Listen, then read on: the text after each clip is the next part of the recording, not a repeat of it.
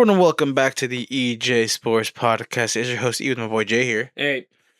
And today we're going to be talking about Monday Night Raw. Now, I know you might be saying, yo, E, bro, like, you're kind of late to the party. But guess what? I do not care. We're going to be talking about what are the major things that could happen, especially leading up to Saturday night's main event and the Royal Rumble, because there are many things going on, and I will talk about the cliff notes, what happened on Monday Night Raw. The first thing, do you think, Jay, this is a question to you, do you think AJ Styles will retire at the Royal Rumble for the WWE? He may be wrestling outside other places, but do you think for the WWE, he will retire at Royal Rumble? He should not retire at Royal Rumble. Explain. The main reason is because Gunther should not retire him. Ooh. Another thing is that he should not retire in a B show. He should retire at WrestleMania. Hold on. Number two, you just did two sins in this channel. Number one, you talk trash about Gunther. In my opinion, that is a capital offense. We'll talk about it in the Supreme Court. Number two, Royal Rumble is not a B show. We're not talking about some Saturday night's main event, WrestlePalooza wannabe show. No, this is the Royal Rumble. A B show. Royal Rumble is not a B show. I'll tell you this right now, and I'm taking the mic off of you. You're not speaking for at least 2 minutes. The Royal Rumble is not a B show. When it comes to my opinion, I believe that Gunther should retire AJ Styles, but not at the Royal Rumble. See, that's the difference between me and you. I don't have to insult something in order to put my point across. I believe this should be a 2 out of 3 falls in the way of Gunther sleazed his way out of one, which in my opinion I did not like. I feel like if you're gonna have Gunther win, had it be dominant fashion or in a heel fashion, shouldn't be as a wimp tapping again. And I feel like AJ Styles should win at Royal Rumble under dubious circumstances, kinda, in a way of like a, maybe a low blow, but something that, it's a payback for something Gunther did. And Gunther to be so pissed off that he challenges AJ Styles career versus career. Both of them put their careers on the line at WrestleMania, but it'll be at WrestleMania and it'll be a no DQ match. That sounds pretty cool and all that, but the one who should retire him should be the guy that maybe, I don't know if he's coming back, Chris Jericho. No. We talked about this. No Chris Jericho. Stop with Chris Jericho. No, you're banned for another minute. You're banned from another minute from talking. Because you put two sins. You put old man Chris Jericho back in another prominent role. No, if he's coming to WWE, background role, grandpa. You know what I'm saying? You out here with the Fonzie and all that, bruh. No. If AJ Styles will retire, it'll be a New Japan-esque, sort of indie-style wrestling match against Gunther. I want hard-hitting chops, hits, something that'll make the whole stadium go, ooh, if you know what I mean. The Ilya Dragunov-esque style of wrestling that I want. That's what it should be at WrestleMania. Make that a no DQ. Make that a career versus career. Make that what that is. If you want Chris Jericho to be there, guess what? He'll be there sitting down where he should be. Not in the ring. Oh my God, the last time we saw Chris Jericho in AEW, the last time we saw him in AEW, oh my God. Brother, you were wrestling worse than Santino was, bruh. And Santino Marella. But what are they going to do with AJ's contract? It ends in I think beginning of February. Guess what? A couple re-up. Just a 1 month, we'll give you the bag to work WrestleMania. That's just simple. Just give him the 1-2 month contract. Make sure it lasts all the way to WrestleMania. Give him the bag and make it happen. Well, we don't know about TKO and Triple H. See, that's what I keep saying, bro. If it was us booking this, It'll be great.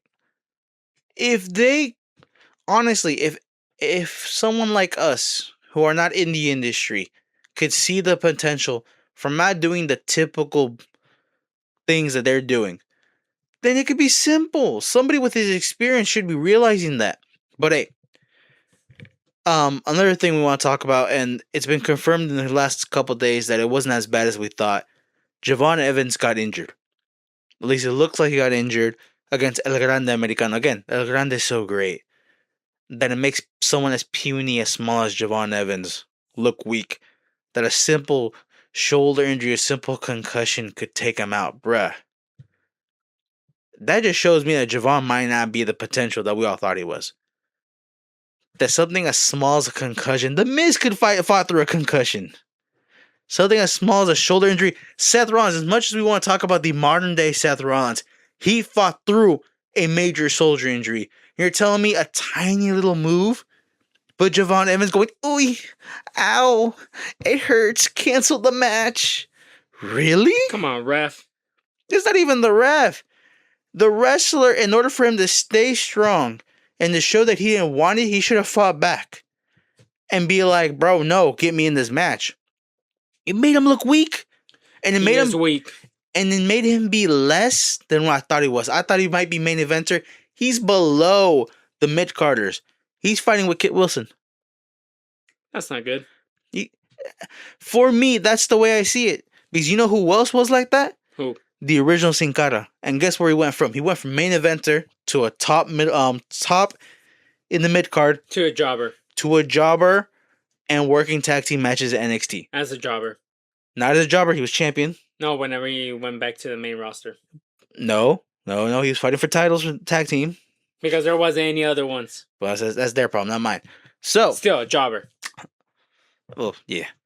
Well, we'll talk about the other thing.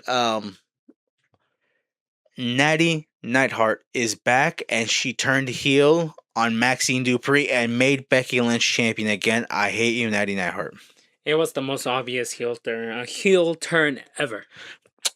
Hate's too much of a strong word. I don't hate Natty Neidhart. I just don't like... You despise her. No. Not even that word? I just don't like the direction they're going for Becky if it's not Becky versus AJ at either Royal Rumble or WrestleMania. Because you threw in this Natty Neidhart, coming in, turning on Maxine Dupree. If it means we're having the AAA indies, this sort of hard-hitting heel that the Raw division needs that they haven't had since Naomi, because Becky has not anywhere near the wrestling caliber as Natty Neidhart or Naomi. If they insert that into the main event, imagine a hard-hitting Hart, someone like Bret Hart was back in the day. That sort of style in the main event today. But it's not going to happen. She's not going to be a main eventer. But all I'm saying is that if WWE, if TKO can realize that the way that Natty Neidhart could elevate their division more than Becky Lynch can. Because Becky Lynch, as much as you want to say, yeah, she's good on the mic. And this is the thing, and I'm going to address this now because of all the comments we've been having. We, or at least I, don't like the character of Becky Lynch today because I preferred it how she was before. The same as Seth Rollins and the same as other characters like also Sami Zayn. For me, the characters they are today is way, way worse than they were back then. And the Vince McMahon era. It's not even that, because I've also seen a comment people saying like, oh, you're being worked, that's how the story is. Bro, I could see when it's a storyline, and I could see when you clearly aren't that good of a wrestler, but they keep pushing you and pushing you and pushing you. And guess what? Every time I see them, I click out. And then I go back and watch the highlights. Because I feel like it's the same thing over and over, the same promo over and over and over. And guess what? And then you wonder why people are talking about AEW's women's division, talking about Toni Storm, the great matches she's having, the great promos, the great in-ring. That is the clear difference. that in the WWE TKO era, they see only one person and they want to push them so hard, hoping that they'll save them. But in ring, horrible. That is what Becky Lynch is today. Horrible in ring. Do the same promo all over again, but because she's a main name, she's already a made person, they're willing to put the belt on her and they're not willing to experiment how it was back in the day, where we could have experiments with newer champions, having them be in the forefront. But if we do experiment, it's with the same people. But yeah, we'll continue next after that. Hey, and all I'll say, Jay, you talked about what are the luchadors doing with the Vision? Guess who just won? Guess who just beat the Vision? My boys, Dragon Lee, Rey Mysterio, and Penta. They beat the Vision. They're having that storyline with Adam Pearce and Paul Heyman. In my opinion, this just showcased what the wrestlers can do in a main event setting, even though it wasn't the main event. What a waste of time. It's not a waste of time. See, that's the thing. You're so negative, bruh. Your negativity brings down this pod. If you're gonna be this negative, don't speak. Because clearly these wrestlers are showing, and especially the American audience, if you don't realize how great these wrestlers are, what's the point? Right? What's the point of watching the product if you can't appreciate great wrestlers doing a great storyline, great in-ring work, and not appreciating it? Give Penta the title. Put him in that intercontinental scene. Put him as a world heavyweight champion. Put him in somewhere where he could showcase not just how great he is in ring. They did in the beginning, but afterwards, I don't know what happened. They just gave up on him, or No, brother, it's the same thing we've been saying. TKO don't want to experiment. They went back to the what was. They went back to the normal, back to what was supposed to be safe. But guess what? The product wasn't good. People weren't happy about it. What were they saying? During the time between, we could say, when Penta entered the Royal Rumble, he debuted, before and until Seth Rollins' injury, what was that period called? It was a dead period. People did not want the Vision. They were saying it was boring how Raw ended every single week the same thing. But imagine putting someone who's a great wrestler, great in-ring storyline, willing to do, I would say, extreme things in the ring for entertainment. Imagine how much that could switch up the product. In my opinion, that's what they should be doing. Watch AAA when these people are doing their matches. Watch AEW when it comes to Penta. And also, save my boy Ray Phoenix, put him into the Raw brand I because he's feel doing like nothing. Penta and Ray Phoenix, they're not gonna be. They're gonna be more in AAA than in WWE. In my opinion, it's just very sad that a company is willing to kill off their own wrestlers. When I mean is story wise, their characters, in order to prop up other people who don't deserve it.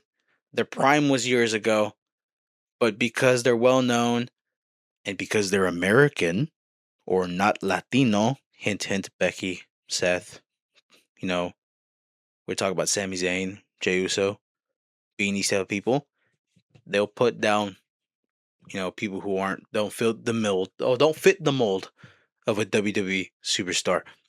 We're entering the main event here. Finn Balor versus CM Punk. Finn Balor came back to his old theme song. He should have never changed it. Don't ever change it back. Same thing with Gunther. Same thing with Finn. Keep the old themes. Keep the NXT vibes. Also, in my opinion, they should have given the belt to Finn and have him lose the belt at the Royal Rumble. I agree with you on that part. Or have him lose the belt back when they go back to Chicago. If you know what I mean. That would have been nice. Like, imagine the rest of this European run that they're going to have entering into the Royal Rumble. Finn as champion. Finn being out there. And then when they go back to the States, he loses the belt. But guess what? At WrestleMania, Finn brings back the demon and defeats CM Punk again. And then that enters Finn Balor versus Braun Breaker, a new storyline. But TKO and Triple H. But all I'm saying is, like, That sounds awesome, but it could even been a 1 month rental. He could have lost it. Like the same thing they did with John Cena and Dominic Mysterio. You know what I'm 1 saying? month, yeah. Like have John Cena win it in his hometown or in his hometown place, sort of familiarity, familiar place. Then John Cena lose the belt to Dom at his hometown. Same thing here. Finn in his familiar home place of Ireland, Northern Ireland, and Belfast, have him win the belt. Huge pop, bring people together, rectify the wrong, which was back in the day, and then Chicago or Royal Rumble, whatever, have him drop the belt back to CM Punk and continue on their day. That newer stuff, in my opinion, that is what the WWE needs. But yet they don't want to do it. And the match was great. Finn looked great. CM Punk looked a little old, but old and slow, but still great. But again, I'm seeing it. I'm seeing the vision of CM Punk adapting his style to his now older self. But Finn still looks great. Looked like a true champion. And if we're not gonna give Finn the belt, have him turn or have this Judgment Day turn on Finn and have Finn win the Intercontinental belt. I feel like Finn is already a babyface after this match. It just shows. Probably next week they will do an angle or something like that, trying to. And the Judgment Day going to beat him up, and then I don't know, CM Punk will help him out, and there you go. He's a babyface. It just shows that Finn Balor doesn't need the Judgment Day anymore. Judgment Day is the ones that need Finn Balor. Well, not really, because I feel like everybody else has a storyline, and it's just JD and Finn. They're just the outliers. And if Finn does his own thing, go into the main event scene or go into the be Intercontinental Champion for a bit to then enter the main event scene, my opinion, that's a clear indication of what Finn should do. But, TKO will be TKO. They will do whatever they want. But that's the end of the episode. Thank you guys so much for listening. Thank you guys so much for watching. Like, comment, and subscribe. What do you guys think about what's been going on Raw? What could be the future of Raw, especially entering this new year of 2026. Thank you guys so much, and goodbye.